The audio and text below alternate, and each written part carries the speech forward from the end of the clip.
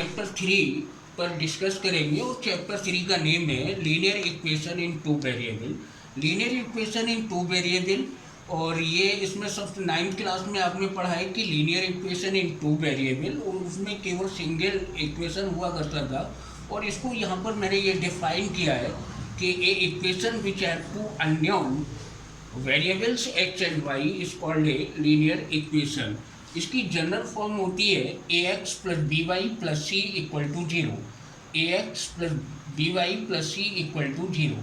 अगर single linear equation का कभी भी हम ग्राफ बनाएंगे तो यहाँ पर मैंने दिखाया है कि हमारी कोई भी लाइन होगी, उसका जो ग्राफ आएगा वो हमेशा स्ट्रेट लाइन आएगा।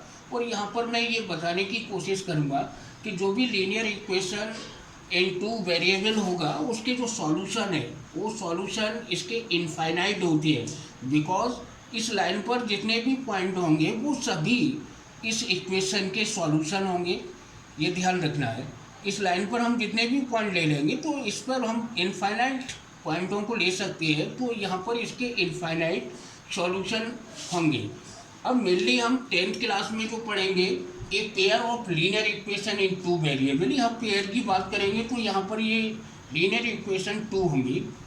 इसका दूसरा नेम जो बोला गया है वो simultaneous linear equation in two variable. यहाँ पर मैं बताना चाहूँगा कि सिमुलटेनियस एक्चुअल में होता क्या है। यहाँ पर मैंने इसको डिफाइन किया है कि एक टू लीनियर इक्वेशन, ध्यान देना, हमारे पास टू लीनियर इक्वेशन है are in two same variable, और दोनों जो लीनियर इक्वेशन है यहाँ पर मैं दिखाने की कोशिश करूँगा, ये दोनों इक्वेशन हमारा सिमुलटेनियस लीनियर इक्वेशन है। इस इक्वेशन को देखेंगे तो इसमें एक्स और वाई वेरिएबल यूज हुए और यहाँ पर भी एक्स और वाई वेरिएबल यूज हुए। तो उन्होंने कहा है कि एक two linear equation are in two same variables x and Y. Variable हमारे एक्स और वाई भी हो सकते हैं, ए और बी भी हो सकते हैं। अगर ये इक्वेशन हमारा ए और बी के टर्म्स में है तो ये वाली इक्वेशन भी वेरिएबल ए और बी के टर्म्स में होगी। Then the equation of two variable are called a pair of linear equation in two variable. Actual में हम इसी पर 10th क्लास में जाके पढ़ेंगे, pair of linear equation in two variable के बारे में पढ़ेंगे।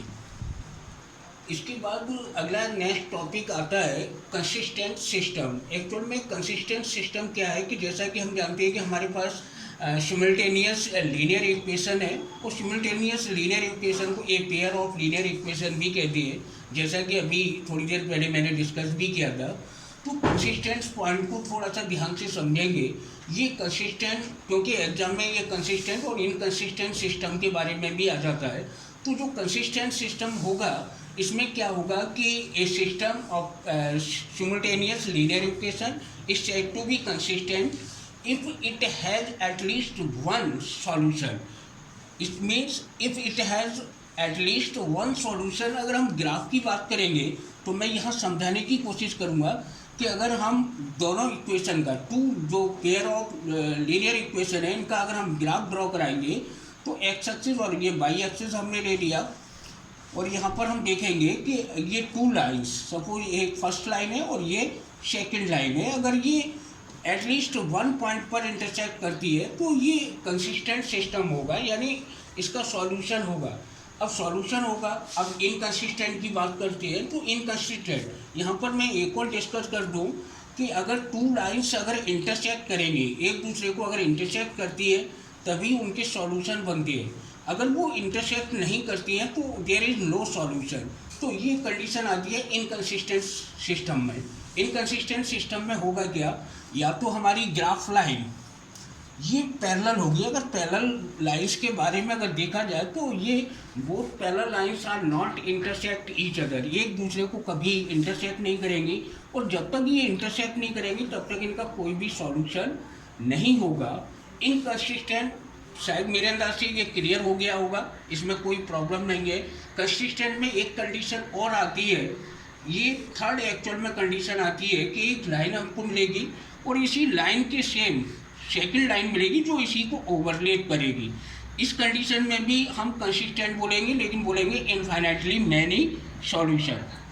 ओके, देखिए इसके बाद थोड़ा सा हम डिस्कस करेंगे कि equation of X axis and Y axis. ये समझना बहुत ज़रूरी है कि कभी कभी क्या होता है कि तुमसे कहा जाएगा कि हमारी x equal to zero and y equal to zero, इस तरह से कुछ बोल दिया जाएगा, या बोलेंगे एक्स एक्सिस। तो एक्स एक्सिस भी हमारा स्ट्रेट लाइन होता है और वाई एक्सिस भी हमारा स्ट्रेट लाइन है। दोनों ही ये स्ट्रेट लाइन है, ध्यान से देखें, ये ओरिजिन ओ हो जाएगा। तो यहाँ थोड़ा सा मैं एक्स एक्सिस और वाई एक्सिस के इक्वेशन के बारे में डिस्कस करूँगा। तो यहाँ जनरली मैं बताने की कोशिश करूँगा कि ये हमारा एक्स एक्सिस है।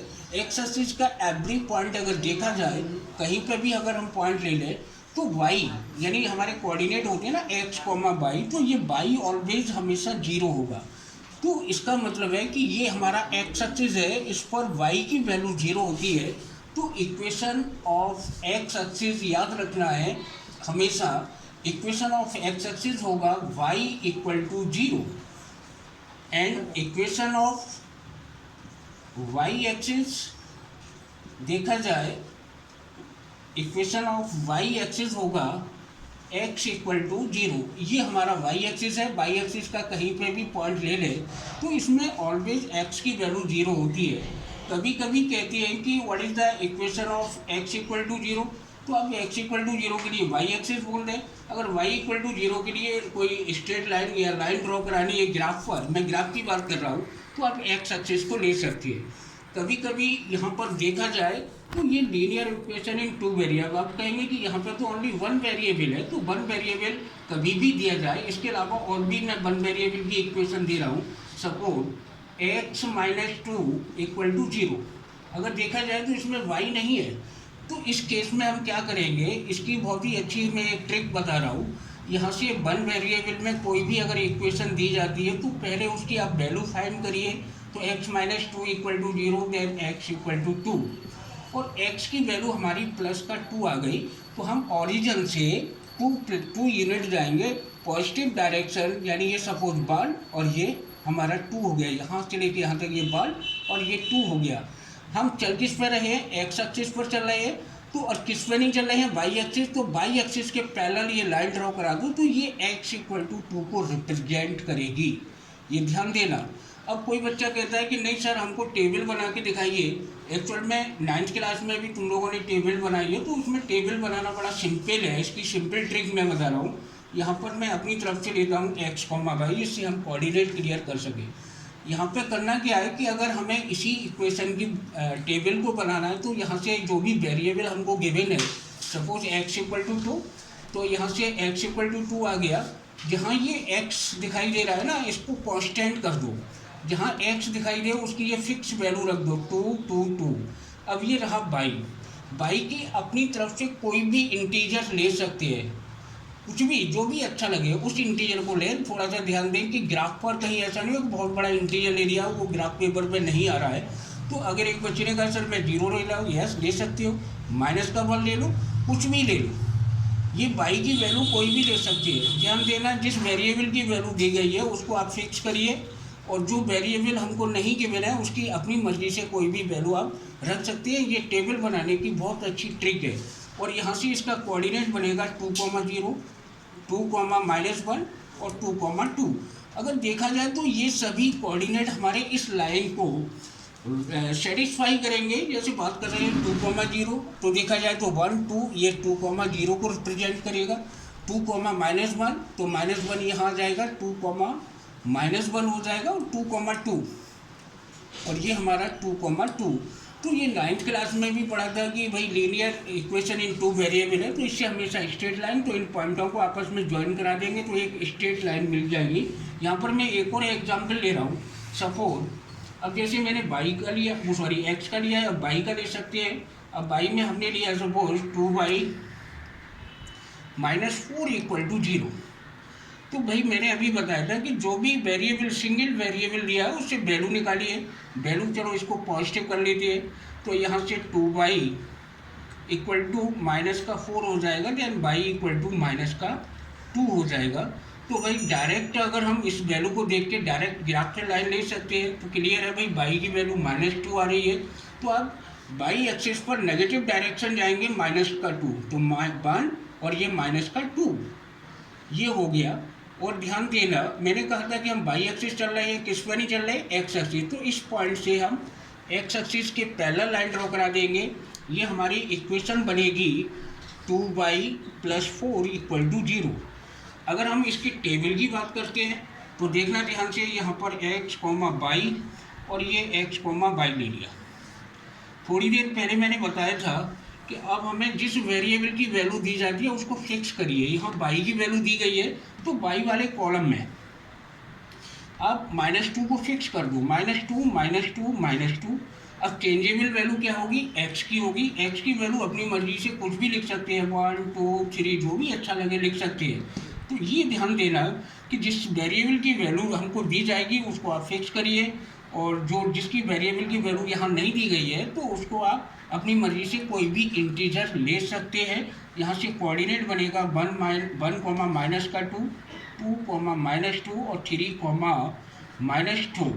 तो इस तरीके से अगर देखेंगे तो हमारे पास ये ट्रिक से टेबल बन के तैयार हो जाती है। और इस टेबल के जो भी ये कोऑर्डिनेट है इनको देखेंगे तो ये 2y+4 को बिलोंग करेगा।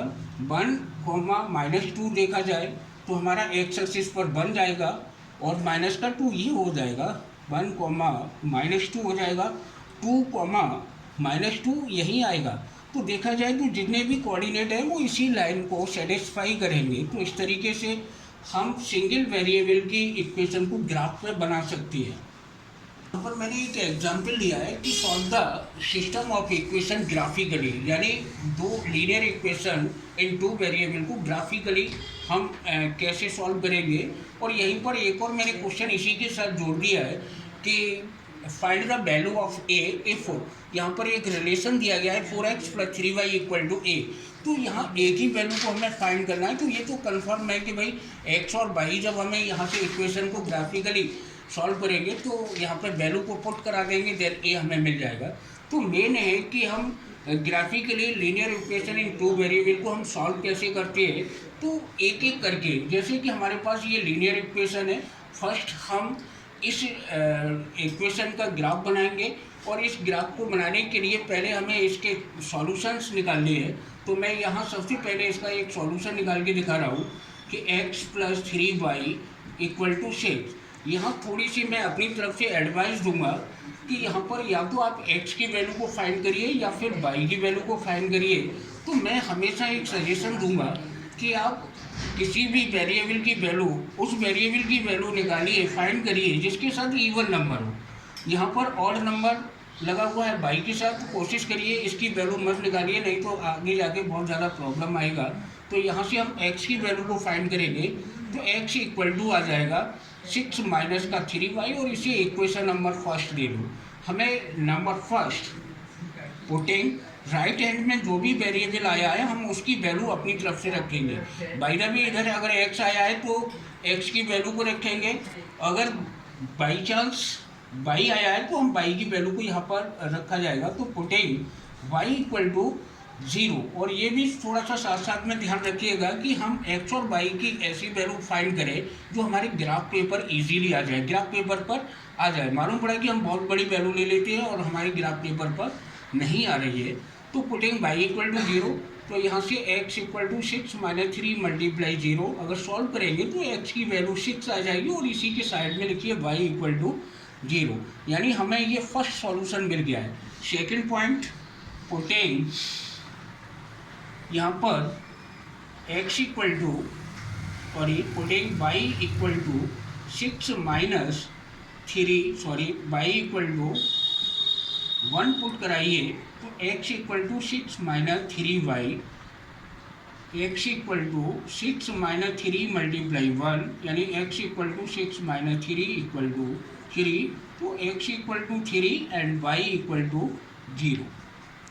तो x = 3 और ये y = यहाँ पे 1 आएगा। और यहाँ पर जो हमने 3 सॉल्यूशंस निकाले हैं इससे हमने ये टेबल बना के तैयार कर ली है। ये 3, 1, 0, 2 दैट्स ऑल। यहाँ पर ये सेकंड जो इक्वेशन है हमारे पास 2x - 3y = 12। थोड़ी देर पहले मैंने बताया था कि जिसके साथ इवन नंबर्स हो कोशिश करिए उसकी वैल्यू हम फाइंड करेंगे। तो यहाँ से मैंने ये 2x - 3y = 12, देन x की वैल्यू को फाइंड किया इन टर्म्स ऑफ y। और यहाँ पर हम जो राइट हैंड में जो भी वेरिएबल होगा इसकी वैल्यू मैंने डायरेक्ट ये टेबल बना दी है। बाई की वैल्यू सपोज मैंने माइनस का 2 पुट किया, देन एक्स इक्वल टू 3 आ जाएगा, बाई इक्वल टू -4 रखा, then X equal to this solve. यहाँ पर ये दोनों टेबल हमें यहाँ पर मिल जाती है, और इन टेबल को नंबर फर्स्ट ये दिखाया हमने कि 3,1 यहाँ होगा, सेकंड 0,2 ये होगा, एंड 6,0 हमारा ये हो जाएगा। और इन तीनों पॉइंटों को आपस में अगर हम ज्वाइन करा देंगे तो हमको एक स्ट्रेट लाइन मिल जाएगी, और जो स्ट्रेट लाइन हमारी होगी x + 3y = 6। इस लाइन के ऊपर इसको इक्वेशन को जरूर लिखिएगा। ऐसे ही यहाँ से अगर देखा जाए तो ये हमारा 3,-2 ये रहा पॉइंट, और 0,-4 ये हो जाएगा 0,-4, और यहाँ पे हो जाएगा 6,0। ये 3 पॉइंट को ज्वाइन कर दिया जाएगा तो ये हमारी सेकंड लाइन आ जाएगी, और ये इस लाइन का इक्वेशन होगा 2x - 3y = 12। यहाँ ध्यान देने की बात है कि कम से कम आप 3 सॉल्यूशन फाइंड करिए। ध्यान देना, बहुत सारी बुकों में केवल ओनली 2 सॉल्यूशन दिए गए हैं। मैं यहाँ एडवाइस दूंगा कि आप 3 सॉल्यूशन फाइंड करिए। अब 3 सॉल्यूशन क्यों फाइंड करेंगे उसका रीज़न मैं बता रहा हूँ कि अगर हमें ग्राफ लाइन पर 2 पॉइंट मिलते हैं, दोनों पॉइंट से ज्वाइन कराने से ये बात सही है कि स्ट्रेट लाइन मिलती है। अगर हम 3 सॉल्यूशन फाइंड करते हैं, बाई चांस 3 सॉल्यूशन में से कोई सा 1 सॉल्यूशन अगर हमारा रॉन्ग होगा तो वो सपोज यहाँ आएगा तो उनसे स्ट्रेट लाइन नहीं बनेगी। तो हमें ये क्लियर हो जाएगा कि हाँ, अगर स्ट्रेट लाइन बनती है तो डेफिनेट हमारे सॉल्यूशन सही है। 2 पॉइंट को लेने से आप कंफर्म नहीं कर पाएंगे, वो एक अलग बात है कि आपके दोनों पॉइंट एक्यूरेट सही है तो ठीक है, आपकी स्ट्रेट लाइन बन जाएगी। लेकिन दोनों में से कोई सा एक सॉल्यूशन अगर रॉन्ग होता है तो आपकी डेफिनेट वो लाइन स्ट्रेट लाइन नहीं बनेगी, थोड़ा प्रॉब्लम आ जाएगा, वो गलत डायरेक्शन में चली जाएगी। 3 पॉइंट लेने से क्या होगा, 3 पॉइंट को अगर ज्वाइन कराएंगे तो एक स्ट्रेट लाइन आएगी। अगर इनमें से कोई सा 1 सॉल्यूशन हमारा रॉन्ग है तो डेफिनेट मानिए हमारी स्ट्रेट लाइन नहीं आएगी, हम पता कर सकते हैं। आगे हम बात करेंगे कि ये both lines are intersect each other at 6,0। So यहाँ पर x = 6 and y = 0 are the solution of the linear equation in 2 variable by graphically method। अब यहाँ पर उन्होंने कहा है कि हमें x भी क्लियर हो गया, y क्लियर हो गया, then find the value of a। तो a = 4 × 6 प्लस और हमारा 3 × देन y की वैल्यू हमारा है 0, तो a = हो जाएगा हमारा 24। ये फाइनल हमारा आंसर है कि हमारा a = 24 जो हमारा वैल्यू फाइंड करनी है वो आ गया। और इस एक चीज़ और मैं अपने वीडियो के द्वारा बताना चाहूँगा कि मैंने इसके जो भी नोट्स बनाए हैं वो मेरे ब्लॉगर में जाके आप देख सकते हैं, और इस ब्लॉगर का जो लिंक है वो डिस्क्रिप्शन में मैंने दे रखा है। और इसके अलावा मैं प्रत्येक बच्चे से एक और बात कहना चाहूँगा कि अगर आपको कोई ऐसा लगता है कि 10th क्लास का कोई भी 10th लेवल से रिलेटिव कोई भी मैथमेटिक्स प्रॉब्लम है तो आप मेरे व्हाट्सअप नंबर 9411926744 पर प्रत्येक बच्चे को मैं इनवाइट कर रहा हूँ कि वो आप अपना एक ट्रिकी मेथड, शॉर्ट मेथड, लेकिन सख्त होना चाहिए कि वो किसी नेट पे नहीं होना चाहिए, किसी बुक में नहीं होना चाहिए। मैं ये कोशिश करना चाहूँगा कि हमारे बच्चे जो है वो अपने दिमाग से कितना सोच सकते हैं और कितने शॉर्ट मेथड। मुझे विश्वास है कि आज से प्रत्येक बच्चा सोचने पर मजबूर होगा और चाहेगा कि उसके पास अगर कोई 10th लेवल का मैथमेटिक्स प्रॉब्लम अगर शॉर्ट मेथड में है तो वो मेरे व्हाट्सएप नंबर पर ज़रूर सेंड करें। और डेफिनेट मैं चाहूँगा कि मैं उसको अपने ब्लॉगर पर रखूँगा और वो अपना जो वीडियो मैं बनाऊँगा उसमें निश्चित रूप से उस बच्चे का